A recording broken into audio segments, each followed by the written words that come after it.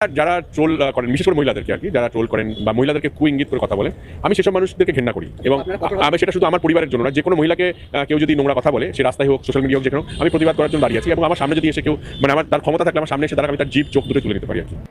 একটা কথা আছে জানেন তো, যে নিজের লোকের ওপর কেউ যদি অপমান করে বা নিজের ক্ষতি যদি হয়, তখন মানুষের টনক নড়ে। সেই অবস্থাটাই হয়েছে আজকে রাজ চক্রবর্তীর। সাধারণ মানুষ যখন আজকে শুভশ্রী গাঙ্গুলিকে নিয়ে ট্রোল করছে, তখন তার মাথা গেছে গরম হয়। তখন তিনি যা পারছেন বলছেন, প্রতিবাদী হয়ে উঠেছেন, তিনি থানায় গিয়ে এফআইআর করছেন। অথচ একজন এমএলএ হয়ে যখন একটা ডাক্তারের ওপর, লেডি ডক্টরের ওপর নৃশংস অত্যাচার করে তাকে খুন করা হলো, তখন কিন্তু তার প্রতিবাদের সুর এতটা চড়া হয়নি। নিজের ঘরের কেউ, মানে কারোর হয়নি তো, সেজন্যই তার আজকে গায়ে লেগে গেছে এবং তিনি আজকে এতটাই প্রতিবাদী হয়ে উঠেছেন। কাদের উপর হয়েছেন শুনে নেওয়া যাক। মেসিকে দেখতে এলাম, শুভশ্রীকে দেখেছি 12,000 টাকায়।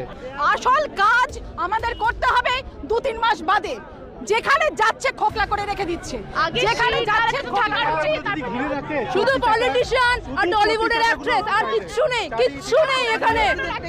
রাজ চক্রবর্তী টলিউডের একদম প্রথম সারির একজন পরিচালক, ওয়েব সিরিজও করেছেন, টেলিফিল্ম করেছেন, চ্যালেঞ্জ থেকে শুরু করে প্রচুর সিনেমা করেছে। চিরদিনে তুমি যে আমার, প্রেম আমার। রাজ চক্রবর্তী, যার সিনেমা মানেই মানুষের একটা আলাদাই রকমের এক্সপেকটেশন থাকে, সবাই দেখতে যাবে, এটাই হচ্ছে দস্তুর হয়ে গেছে।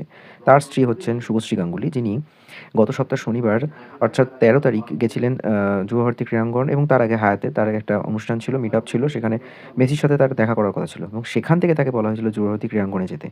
এবং যেতে গিয়ে তার আগে তিনি ছবিগুলো তুলেছিলেন হায়াতে, কিন্তু সেগুলো পোস্ট হয়েছিল অনেক পরে। সবাই ভাবলো যে অ্যাকচুয়ালি তিনি নাকি যুবভারতীতে গিয়ে ছবিগুলো তুলেছেন এবং সেখান থেকেই তাকে সবাই ট্রোল করা শুরু করেছিল এবং সেই ট্রোলের পরিমাণ এতটাই হয়ে গেল যে তার হাজবেন্ড খেপে গিয়ে প্রতিবাদী হয়ে উঠলেন। মানে এটাই হচ্ছে অবস্থা ওয়েস্ট বেঙ্গলের, স্বার্থপর বাঙালি যাকে বলে। করলাম একটা, করলাম, আমি এক্ষুনি বলছি না, এটা সিক্রেট, সময় মতো জানতে পারবেন অবশ্যই। কারণ কিছু মানুষজন আছে যারা সোশ্যাল মিডিয়াতে মহিলাদেরকে প্রচণ্ড নোংরা নোংরা কথা বলেন এবং বাজে ইঙ্গিত দেন, এবং এরকম কিছু মানুষজন আছে। আপনি 2021 সাল থেকে নির্বাচিত হয়েছেন, তারপর আজকে প্রায় কাটিয়ে ফেলেছেন। এরকম আপনার ব্যক্তিগতভাবে কোনো এফআইআর আমরা করতে দেখিনি, মানে এটা কি ব্যক্তিগত আক্রমণ? অবভিয়াসলি ব্যক্তিগত আক্রমণ আর কি, এবং এই ব্যক্তিগত আক্রমণটা কিছু পলিটিক্যালি ইনফ্লুয়েন্স আর কি। স্যার, কালকে খেলাতে ম্যাডামকে নিয়ে যে পোস্ট হয়েছে, সেই নিয়ে কি সমস্যা আছে? অনেক কিছু আছে তার সঙ্গে জড়িয়ে আছে, এবং খেলাতে যে ঘটনা ঘটেছে সেটা নিন্দনীয় অবভিয়াসলি। তারপরে শুভশ্রীকে নিয়ে যে কথাগুলো যারা বলেছেন, একটা লেভেল অব্দি নেওয়া যায়, তারপরে আর নেওয়া যায় না। যারা যারা এই ধরনের, মানে একজন নারীকে যেভাবে কুৎসা এবং নোংরা ইঙ্গিত এবং তার শারীরিক গঠন, তার পরিবার, তার বাচ্চা কাচ্চা নিয়ে যারা এগুলো করছে, আমি তাদেরকে সবাইকে চিহ্নিত করে আমি তাদের এগেইনস্টে আমি স্টেপ নেব। সবচেয়ে বড় কথা হচ্ছে যে মেসি কলকাতায় এলেন, তারপর কিন্তু বাকি সিটিগুলো খুললেন। এখন তিনি দেশেও ফিরে গেছেন, কিন্তু মেসি তার ইন্ডিয়া ট্যুরে কোথাও কলকাতার কী ঘটেছে বা কলকাতার নামটা পর্যন্ত নেয়নি।